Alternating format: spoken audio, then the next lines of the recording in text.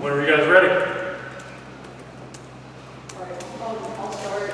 Working on a story about just kind of team culture and Mitch Mason's role as team chaplain. Can you just speak to that and what's been his impact on you and the team as a whole? Mitch Mason, man, he's really the glue of our team for real.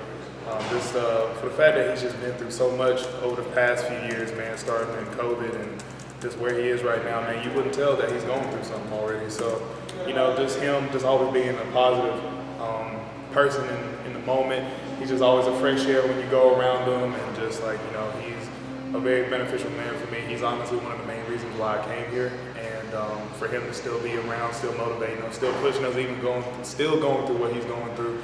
I'm just blessed that he's still here with us. Mac told us yesterday that you guys FaceTimed DeAndre after the game and sang happy birthday to him. What was that like? This game was for him. I know he would have loved to be out there, man. That man loves football just as much as any other person, if not more. So, just winning this game, man, it was for a lot of different reasons. But I know for a lot of the players, man, we dedicated this game to DeAndre Boykins, man. That's my man. I wish he was out there, but circumstances happen, so I know he can't be out there. But yeah, that game was for him, and I'm glad we got to get the win for him and celebrate his birthday at the same time. Had you ever sung happy birthday in a locker room after a game before? Yeah, we've done it before, but I mean, me personally, I always have it. Not FaceTime? Nah. Is the App State game just the next game on the schedule, or is there something extra? Just because App State is like in a low conference, that we can't take them lightly. It's to the point where in the society of college football, man, you can grab any player that you want, and it can still be a threat. So this is not just the next game. This is a threat just as any other. This is another game, just like opening with South Carolina. We can't treat these guys lightly, man. And then obviously, the results of last year, that was not acceptable for who we are. And so, App State, man, we're watching very closely, just as we would with any other team. We just got to be ready to play, show up and play just like any other game. Is redemption going to be on the defense's mind, though, from that performance that you guys had last year in Boone? Is that something? Oh yeah, most definitely. Practice? Oh yeah, most definitely. We were. I feel like last year was just it was very disrespectful for us to allow them to come back into the game in the fourth quarter like they did. And so we're definitely taking that responsibility and that challenge on our shoulders and not allow that to happen again. And of course, we still got a lot left to learn from it, and we still have a lot left to learn going into this week. Still installing some stuff to get ready to face App State. And I know they're going to bring our best, and I feel like we're going to bring ours as well. How are you guys communicating about that? Say it again. How are you guys communicating about that? Is it like 40 points in the quarter, or is it? What are some of the maybe key phrases that you guys are using to just remind each other about that? I wouldn't even say we have key phrases. We just understand it's just like, we put on a great display of what our defense is capable of doing last week, and we are aiming to replicate that. We're not perfect. We made mistakes, and we're still aiming to continue to progress as a defense, but I don't really think there's any key points. We just got to do what we do and, just focus on the little things and continue to get better. I want to hog this just to back up on that. It's just something you guys just know. So you don't need the key phrase because it's something that's already what's understood or needs to be said. Okay. When you look at the film on App State, and obviously playing against them last year, what are some of the things offensively that they do well? What are some of the things that what are some of the challenges that they may present as an offense? I feel like right now, even though they changed offensive coordinators, they're still a powerful team in the run game. In terms of outside zone, they are very heavily related into the pistol formation, and so it's just like them running inside zone, outside zone, split zone. They're just a very run dominant team, heavy in 12 personnel, so they're not afraid to use their tight ends, and so they're a very gritty team, and they haven't been changed. Doesn't matter what offensive coordinator goes through their program, they still find a way to establish a strong run game, and I feel like that's what's going to be their focal point on this weekend as well. Kaimon, what's the coolest comment that you've heard or read about the way you played Saturday night that you've seen since that game was over? And have you, at any point when you guys got back here, you allowed yourself a moment or two to maybe pull some highlights up on your phone and just like if you allowed yourself a moment to say like, dang, I played pretty dang good? There's not really necessarily any particular comments. I've gotten a lot of support, got a lot of praise. Take that with a grain of salt, not really paying attention to all that because as much as social media was my best friend this weekend, it can also be my worst enemy. So, it's just like I'm not really paying attention to everything what everybody says, but, had a good game, got rewarded for it.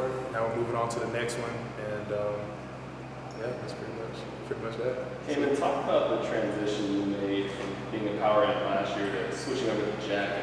Do you feel a little bit more comfortable in the jack position with your ability to roast last year? The difference in between the two is not really a lot. The difference is what people make it out to be. I just feel like, you know, just for me, it does make, I do feel more comfortable in the jack position to start off to answer your question. But I just feel like playing style wise, you know, being able to rush the passer, and also me dropping in coverage as well as just establishing the edge. I feel like that was just kind of like where I feel my most comfortable anyway. I like to work myself in space, whether that's pass rushing, dropping in coverage, which I feel like I've done a better job in. So it's just like me operating in space is something I feel like that came naturally to me, and now they finally put me in a position in the jack room to allow me to do a balance in between the two.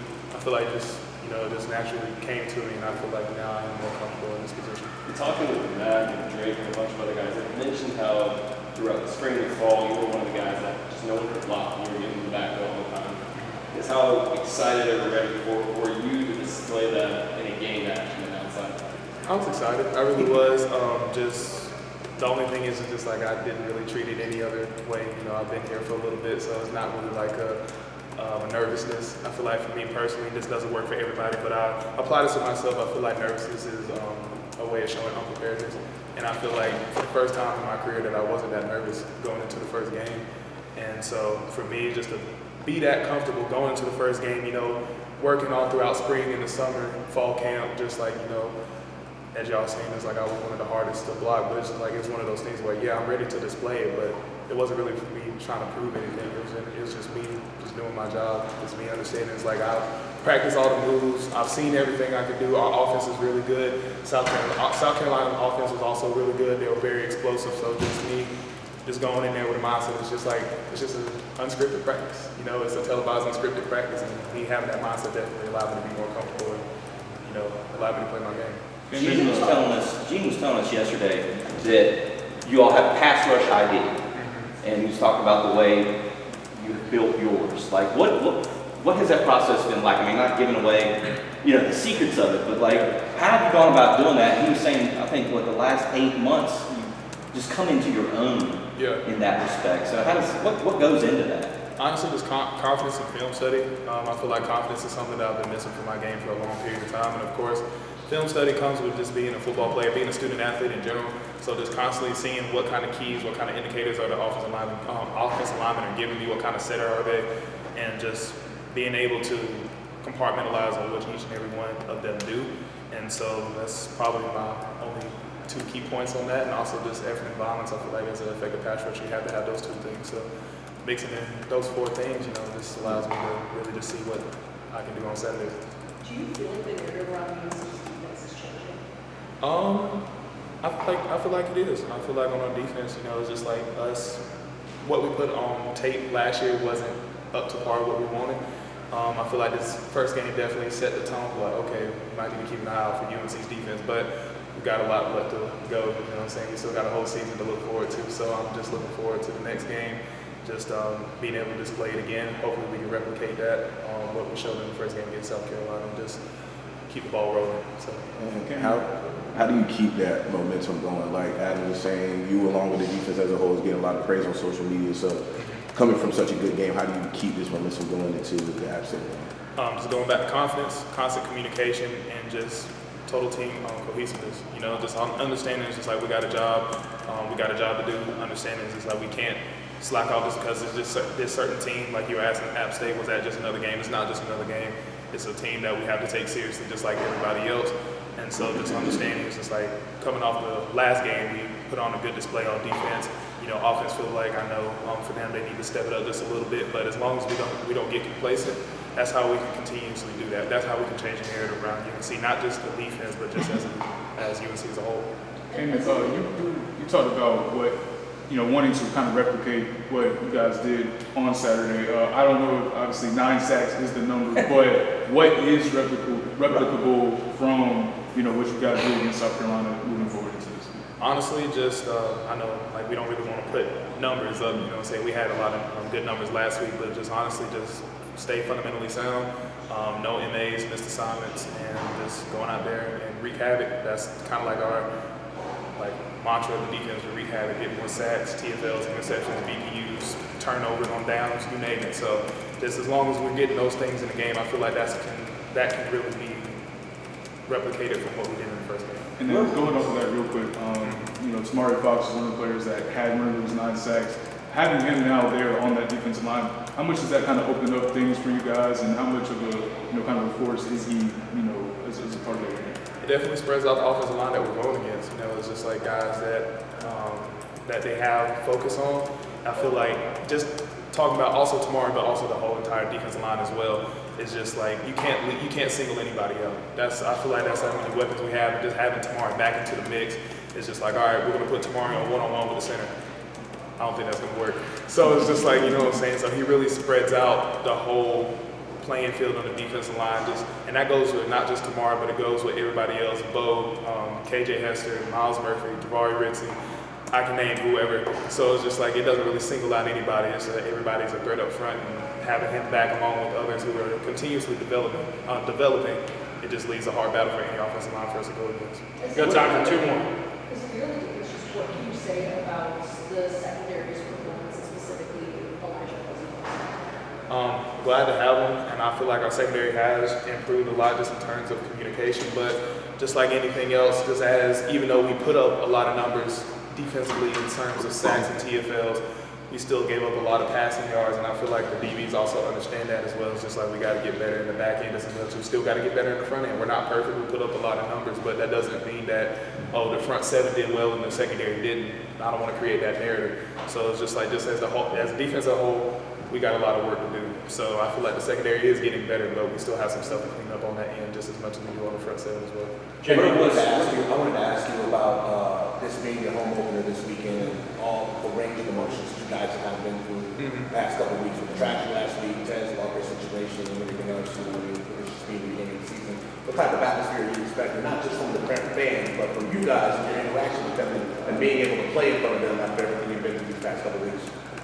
Just honestly, it's just like for us, we can only control what we can control. We can't control the horrific shooting that's happened a couple of weeks ago. We can't control as much as we want to. We can't control Tez's situation as well. So it's just like we can only control what we can control. I can only control what we can do in the jack room, and me as an individual football player. Us as a defense, we can only control. UNC, we can only control what we can control. So, just putting our head down and play ball, you know what I'm saying? There's not really much we can do about those situations, but I understand it's just like we got a big game up ahead, and that's all we're focused on right now. Go ahead. Thank you. Where was the confidence? You said you had found confidence. Like where do you think it had been for you personally? One, just being comfortable in where I'm at in my position, and also just understanding, just like Coach Chiswick, just being allowing me to display my pass rushing ability, and also just believing in myself as well. But like as a student athlete, we tend to be very hard on ourselves. Just going back to mental health, we're very hard on ourselves. We're very cognitive of like, why am I not doing this effectively? Why can't I do this right? And all this, that, and the third. So just understanding, just allowing myself to breathe from that, and understanding it's okay to not be okay per se. Don't be afraid of failure. Just constantly work to be the best you can be, but not also be so down on yourself at the same time, because you can also be your worst enemy just as much as you can be your best cheerleader. So, I feel like that's kind of like some mantras that I apply to myself over the past year, and I feel like it's definitely worked. So Ease up a little bit on yourself. All righty. Thanks, Kenny. Appreciate you, Kenny. Thank you.